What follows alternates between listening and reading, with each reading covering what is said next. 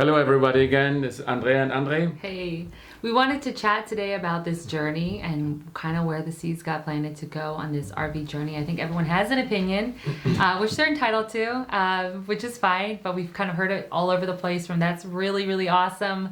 We wanted to do that our whole life. You guys are doing the right thing, especially with the market being so high. Come back when it's lower, have that time with your family, and then sell our house. We sold our house, we sold our home. Exactly. And, everything we own is like in the trailer, and we are tied to the trailer right now. And there are other people who will say that's reckless. How can you do that to your children?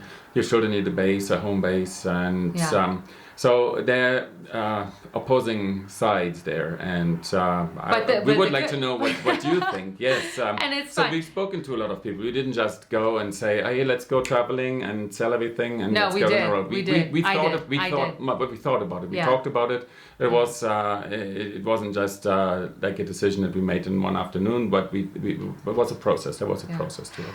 You have, I think anytime you do something radical, and I kind of feel like my life is just one radical thing after another. I don't like to live the normal life. I don't like to live cookie cutter. I don't like to be boxed in. I think Andre just said, I think you have PTSD of like hunkering down in a tight community. I really want to go out and meet people and experience things and build things and get connected with my family. And this started like Andre said, like a long time ago, because we were married and so in love, and it took us a long time to get the paperwork to get married, and we fought so long to be together, and then we were together and he was going to work all the time, you know? And I just remember thinking like I wanted time together, and I just remember thinking how strange it is that the people we want to be with, we just aren't with them. And everywhere I went, people didn't know my husband because I would go to an event and he would be working, he'd be, you know, wherever it was. So I started actually following this guy called Sundance.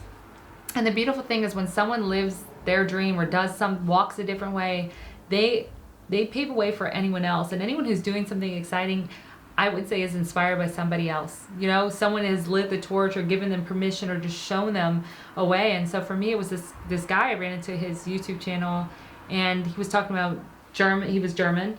And so he's talking about homeschooling and how it's illegal in Germany and how they're in Costa Rica homeschooling. I think they had 4 or 5 kids at the time. And I just was so inspired by that. And I was thinking like, I want to do that. Can we go to Costa Rica and just like live on the beach and hang out with each other? Like, how much money do we need to do that? Mm-hmm. And I started to think like, what could I do from home so we can make $1,000? And I started to kind of get this idea that there were things you can do online, but I didn't know how or what, or if you needed a degree or if you needed permission from somebody to do it, or if you needed, like, I didn't know anything. I just knew I wanted that, and it was right, and that was what I was being called to.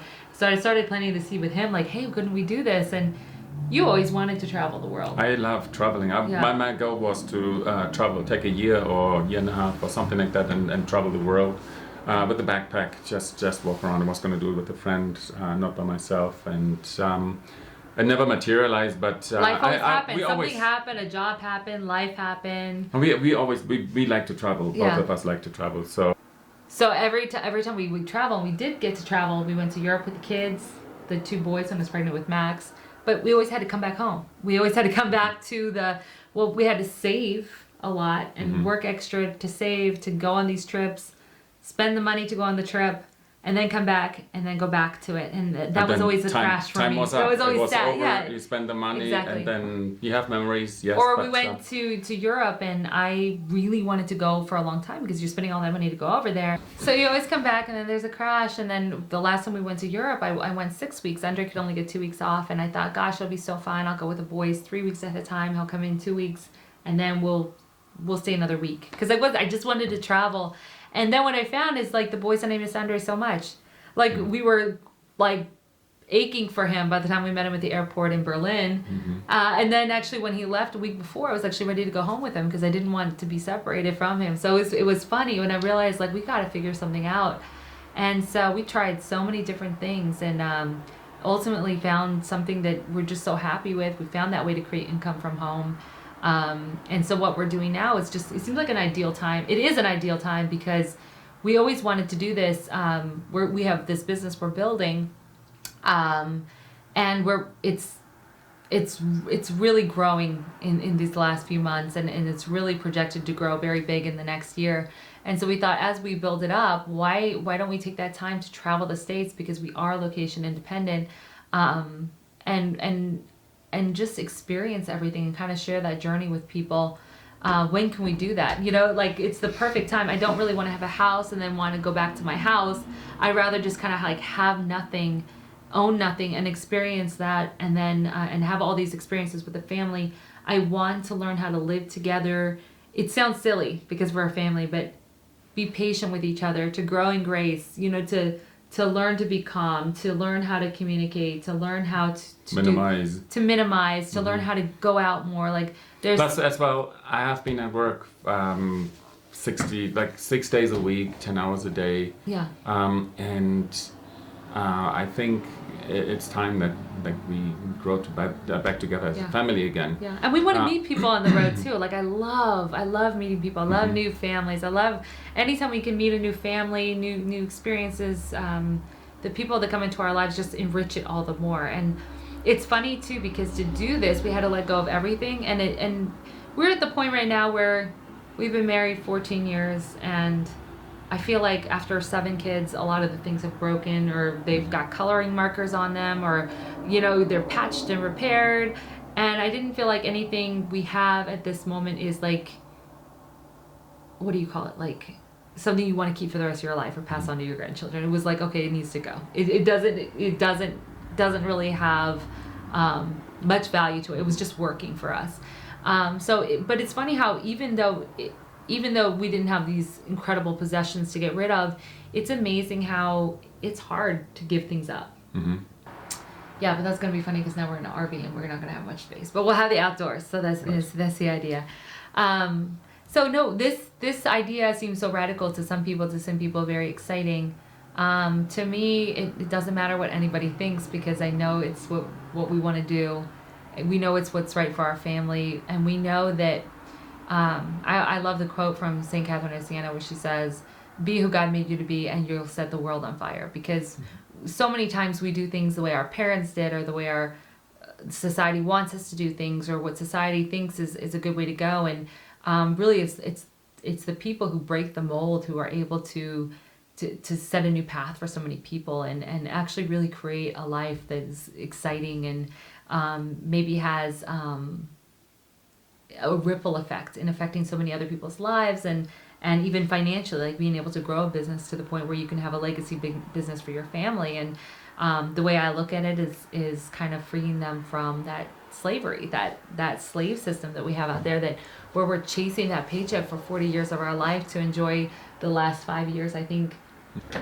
So after deciding for ourselves that it might be an option, a possibility to do it, and us wanting to do it, we wanted to, of course, see what the kids said. So we went on YouTube, we looked on YouTube, and let them see what people were doing. And there are a lot of families out there, children, more than 2 children, 7 children, going out 9 children for on a full-time basis. Yeah. So we wanted to see what our kids thought about that. So we took our kids to Camping World and looked at a few RVs, and we started looking at them. They got super excited about it, and they decided, I'm going to sleep here, and we're fighting over beds. And but you know, it's funny, I have to think about poor kids' minds, and kids don't have a concept at the time, and so we were painting this vision for them when I was pregnant with Romy. So Romy's right now 24 months. And so I was pregnant with her, and we were starting to look at RVs then, and so the kids were getting really excited. And I think by the time we bought the RV, they were like, "Oh my gosh, that was like an eternity of time passing." But we were casting the vision. It's never going to happen. I feel like I always have to proclaim it out there, my intentions, so that it can happen, so that I have something to work for, so I can have this vision to pull me towards, know what I'm working to build, know where I need to get my business to be to get to this point. And it took 2 years to get to the point where we can buy an RV and have Andre quit his job, but we did it. And so now it's surreal for the kids. We have the RV, but we bought it early. We bought it in end of August, yes. 2021. And we bought it because we were looking for the bunks. We wanted to have bunks. And like a children's bunk bed. But we wanted to have that extra space for the kids. We wanted the extra bathroom. We wanted an outdoor kitchen. It had to be a certain weight. It couldn't exceed a certain weight. So our van could pull it. Or we had to buy a van that can pull it. So there were a lot of things. And I'm always like, come on, we can go heavier, we can get bigger, we'll be fine. He's German, he's like, no, this is the weight we can pull. We're There's some, going to stay responsible. some nice RVs out there if you have the pull it. But we need a van to get around. Right. We don't want to travel into different vehicles. We actually looked at the idea of, they have these trucks out there, and you buy a truck, and then so it's like, how much are you spending for a truck? Anywhere from like 30 to 60,000 for a truck, depending on if it's new or used or more. And then you can actually go and pay someone to soup it up, and they charge about $30,000, and they'll extend that. No, they charge $60,000 to build an extra 3 seats to make it a six-door pickup truck. Okay, I think it was 30. Just 60,000 for the extension. Really? Okay. It, yes. So then you get put on the waiting list. You put money down, then you get put on the waiting list, and it probably takes them half a year to actually. And they soup it up, but they look beautiful if you can do that. But then we were like, we're gonna do that, and it will just hold our family. It will just hold 9 people, and then we'll have another baby. We don't know when, but that just seems to happen every 2 years. So that wasn't an option, but that would be really cool if we could do that. Then we can pull something a little bit bigger. But we're just in that range where we needed a van and we have to go there. So we bought it early because we found exactly what we wanted, and they're going really fast because camping has really picked up. This kind of RV lifestyle has just accelerated in the last 2 years. More and more people doing it. I guess they're getting laid off, or they have the time because of the events, COVID 2021. So we bought it early, and then I felt bad for the kids too, because we were like, now we actually bought the RV, and then they're like, well, aren't we going to go in it? It's just sitting there. And then we had actually sitting in a car lot for about 3 months because he was still working his job. We came back, we were waiting to sell the house. The house took much longer to sell than we had anticipated. Even putting the hitch on the van is taking forever. We thought it'd take a day. It took 2 weeks. It's still being done. So everything has just been delayed and delayed and delayed. And now it's December, and I guess we thought we were going to be on the road in October. I didn't think we were going to be here for Thanksgiving. I thought Thanksgiving would be somewhere in the south. Yeah. I was wondering where we're going to have Thanksgiving. It's going to be strange not to be with the family. Well, you're never with a bigger family. Yes. But I thought it would be strange not to be with their family. Right. But I was looking forward to doing it on the road, and it didn't come to fruition. Now we're just like, we need to get out of here before Christmas. So hopefully this week. So like Andrea said, since she was pregnant with Romy, we've been looking into it, and we took the children a couple of times, and I just looked back at pictures, and a lot of time has passed. But the trailers didn't really change. They all kind of are very similar. Yeah. We looked at one that stood out. Yes. We would have loved that. It had like a loft. It was super tall. I was like, this is it, Andre. I'm so happy I can live here. It had an office built in. It had a spacious bedroom. Almost like a full-size. It had a dining room. Full-size refrigerator. Yeah, it had a full-size domestic refrigerator with 2 opening doors. Lots of lights, lots of windows. A lot of space.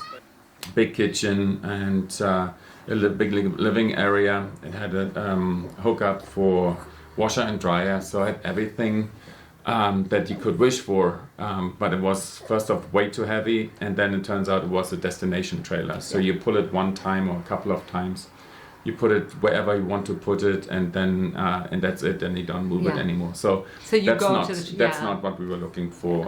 We needed something in the 7,500 pound range that could sleep. Our children would have a separate bedroom for us, and we've been looking 2 years ago when we started, and have been several times, and then all of a sudden our trailer showed up. It's Forest River surveyor, legend surveyor, and it has got a slide in the back where the bunkhouse is. So there is extra room. I think we can sleep. I know we can sleep Like six of our children in there. The eating area and the living area. There are some spaces that can be converted, and then it's got a small queen bedroom in the front where we're going to sleep, and it has everything we need. It has got outdoor cooking, like an outdoor kitchen with refrigerator. We're going to do a lot of outdoor cooking, so we bought extra equipment. We bought a stove and a griddle, and we're excited about that lifestyle. We've been buying all the stuff now because, and actually we almost needed this extra time, even though we're kind of annoyed that it's taking so long to get south. It's actually good because then we've actually started to order the things we need. One thing I noticed is the quality. They're not, many of them are not very well built, and I hope ours will hold up because our children are very active. Yes, Joey can't walk; she has to skip. Pauline constantly is jumping. Max, when he gets excited, he is jumping and he's stomping his feet, and so. I really hope that we picked the right trailer, that we're going to have it when we are at the end of our even journey. Stepping into the shower, I was like, wow. Everything is made light. I could break this just walking in. We're going to have to be very careful. But the good thing is when we have our homestead after this, I think we'll be taking really good care of it because we'll just do everything very carefully. Mm-hmm. So let us know what you think. Let us know what you think about getting on the road for a year with a bunch of children. Do you think it's reckless? Do you think it's a good idea? We know we've made the right decision. We feel we made the right decision. And, absolutely. And you made the right decision when everything else, you're like, that wouldn't be right. It's not, it wouldn't work. Mm-hmm. Let us know what you think. I'd love to know. I feel like a lot of people I've spoken to are excited for us. And also I think they want two things. I think people are starting to realize like where the world is headed, and they're feeling like I do, like freedom is so important to us, and so people are finding freedom on the road, especially if they can build a business from the road and kind of have that freedom there. And they're also wanting like the freedom of owning their own homestead and being able to provide for themselves in case the stores get shut down or cargo ships are parked off the coast or whatever crazy thing comes up. They really want to be self-sustaining and networking. And so I feel like there's, in our crowd, there's two camps of people: the ones who want a homestead and the ones who want to just be free range and be location independent. And we kind of want to do them both. I want to do all the things. All right. Please remember to like and subscribe, and we'll see you next time. See you. See you.